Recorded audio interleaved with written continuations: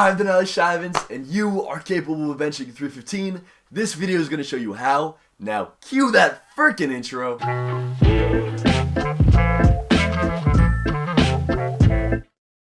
Alright, firstly, I want to talk about mindset, because if you look online, you'll see a lot of people saying that the average man can't bench 315. I think you'll see a lot of people that even say the average person can't bench 225.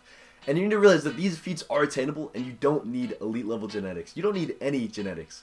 Everybody can bench 315. I want to talk about a study, and the study had a group of people that had regular ass genetics, and were told they had fantastic genetics, and there's another group of lifters who had really good genetics, but were told they had shit genetics. And do you know which group outperformed the other one? The lifters that thought they had good genetics, but were regular ass people. Lifting is about a mindset. Lifting is about genuinely thinking you can achieve things and positively applying effort towards that goal. You can bench 315. The only people watching this that won't be able to do it are the people that don't think they can.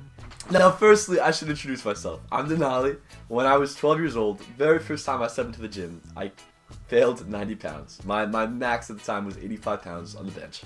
And 4 years later, at 16 years old, I benched 315.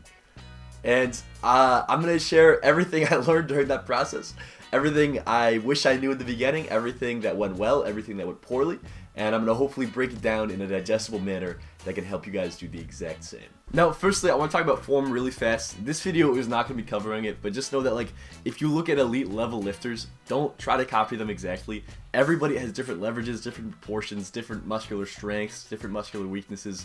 You have to find your own form. And you do that solely through experience and benching a lot and seeing what feels good and seeing what doesn't. So just stick with it and find something that works. Now, there are two components of what comprise how much you're going to lift on a certain exercise. And that's going to be your skill of the exercise, as well as the actual underlying strength you contain. And underlying strength, in every research study, if you look at it, they say it's proportion to your cross-sectional area of a muscle, which just means how big your muscles are. And I know you'll see online people saying, these bodybuilders, they're weak.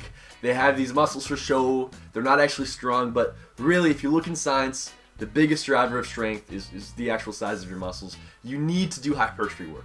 You need to supplement hypertrophy work as part of your exercise. Even if you're just hitting chest and tris once a week and the rest of it's solely powerlifting training, that's better than nothing, and that is going to be necessary for blowing up your bench press, especially when combined with a caloric sword plus. But the second component, skill, is what you're actually training when you're lifting. Now, that's why doing these singles, these doubles, these triples, these really low rep ranges is going to be so important, because it teaches your entire body to go into move that bar. Your leg drive, you're tucking your elbows, you're flaring your lats, just getting everything you possibly can to give into that bar.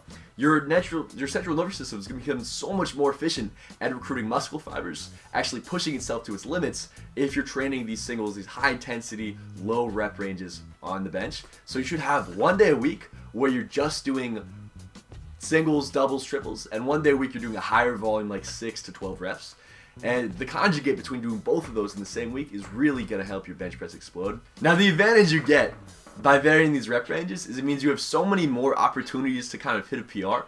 So that way you can walk into the gym and be like, this is going to be my 7 rep PR. This is going to be my 3 rep PR. And you can keep just adding weight to those. And the next time you go for 7 reps, you add 5 pounds. Next time you go for that 3 rep, you go for 5 pounds more.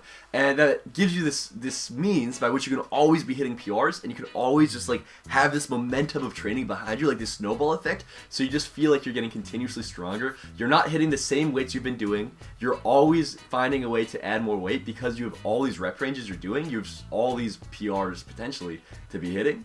And what I want you to do is every single time you go to the gym, you don't hit a weight you've already done, or you try not to. You really try to just add 5 pounds more, and you do that through having all these rep ranges.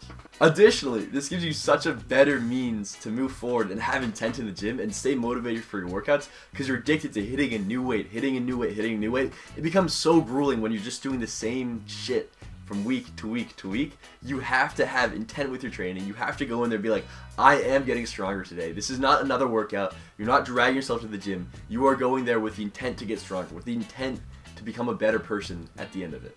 Now, I've talked forever, but it's time for me to finally tell you what's gonna blow up your bench the most. And that's static holds. That is holding more weight than you can actually lift at the top of the movement. I want to introduce you to 2 people. Jen Thompson, she weighs 140 pounds. She's 50 years old. She is a mom. She benches more than you deadlift. She benches 325 completely naturally, completely raw, no arch. I want to introduce you to another person. Julius Maddox. He benches 795 pounds. He is the strongest person to ever touch a bench press, and he also does static holds. Both of them do static holds. Static holds are so overpowered. They are just training your nervous system to be able to give 100%. Because every time you go to the gym, when you're lifting, your nervous system is not maxed out. Your nervous system is maybe at like 60%. That's like going and doing curls. You normally do 40s and you're doing 20s really lightly and not to failure. Like, every single time you go to the gym, you are training your muscles, not your nervous system. And finally, as you approach static holds, you can train your nervous system at a high capacity, a high caliper, and it blows up your bench press. The first time I ever did these, I started with, I think, 145 pounds on my bench, and in 6 weeks, I added 60 pounds to it. I went from 145 to 205 in 6 weeks. This is having already been benching before that. Being well trained, this was already benching twice a week before this. The simple action of holding a weight for 10 seconds added 60 pounds to my bench in 6 weeks. It is overpowered, and I will break down how to do it for this video because it is the #1 driver of what helped me succeed, what I still do, and I want to tell you guys how to do it safely, how to manage fatigue, and how to just excel in every capacity. Alright, when setting up for this, please, for the love of God, do it in a squat rack with safety pins. There is no reason to do this on a bench. Have I always done this in a squat rack with safety pins? No. Does that mean you should? Yes. Please, just put the pins as high as they possibly go. So if you do fail, if the bar slips out of your hands, if you just like shake and you need to put it down, you're only moving down half an inch and it's not going to go down to your rib cage. I know it feels easy to hold weight and you think, my arms won't possibly give. I've done this a million times, but it can happen and there's no reason to set yourself up for injury. But when it comes to the actual weight you're meant to be lifting, Jen Thompson preaches 50% more than your actual 1 rep max. I preach the same, but what's worth noting here is Julius Maddox, I think he only does like 10%. Granted, he benches 800 pounds, so 50% would be a shitload more weight and a shitload more fatigue. And you probably bench a lot more similarly to Jen Thompson than you do Julius Maddox. So I think 50% is a great amount to work up to. However, if right now you bench 200 pounds and you've never held 300 pounds in your hands and you try to unrack 300 pounds, you're going to hurt something. So work up slowly. Start with 20% over your 1 rep max. Just hold that weight for 10 seconds, and the next week maybe go 30. Next week maybe go 40. Next week maybe go 50. And then after that, keep trying to add 10 pounds to it continuously. But don't try to do this all in one leap or something will get hurt. This is a lot of weight.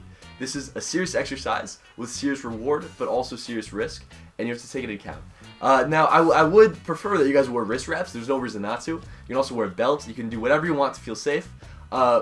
Wrist wraps have sort of an advantage and a disadvantage. The advantage is, of course, your wrists are less likely to get hurt, which is something that you're really going to experience as you lift these heavy weights, is potentially wrist pain. The disadvantage, of course, is that they block off blood flow to your hands, so you have a higher risk of potentially dropping the barbell, which, of course, you really don't want. It is mitigated with even safety pins up. Please have a spotter for this. You should probably, if the pins are at the right height, you should be able to unrack the weight yourself, even though it's 50% more than your actual 1 rep max.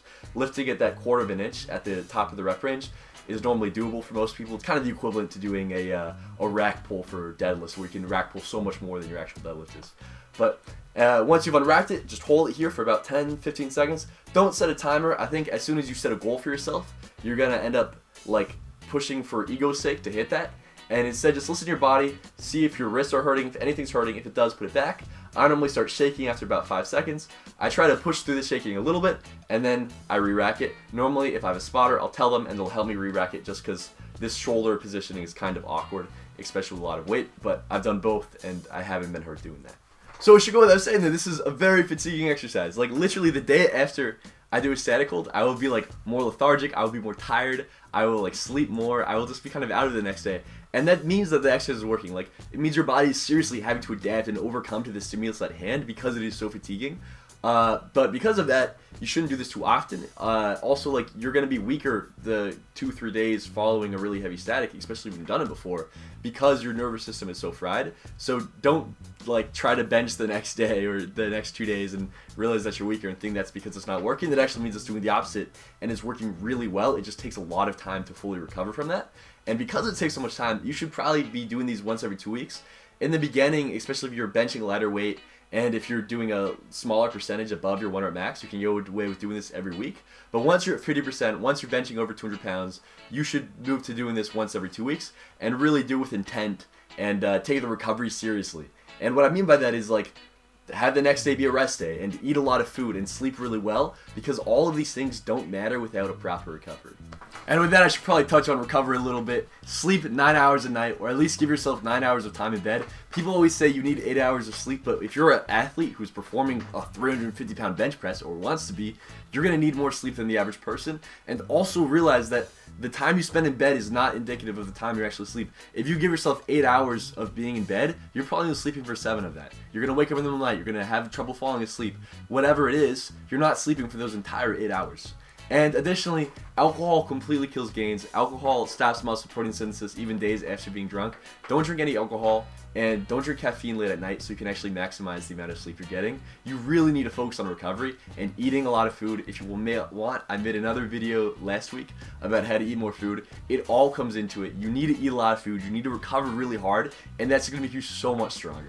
But with that, I've said everything that I can possibly think of. If you stick with these things for 2 years, I promise you, your bench is going to blow up. I know that I can't give you a specific formula because literally every single person in lifting is different, but just believe in yourself, do static holds, maximize recovery, and you will get there as long as you have the right mindset.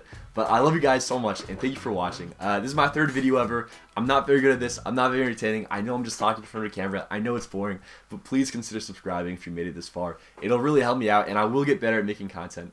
And I just want to keep doing this, and if you think that I can get there and you want to stay along for the journey, I'd appreciate having you. But peace out.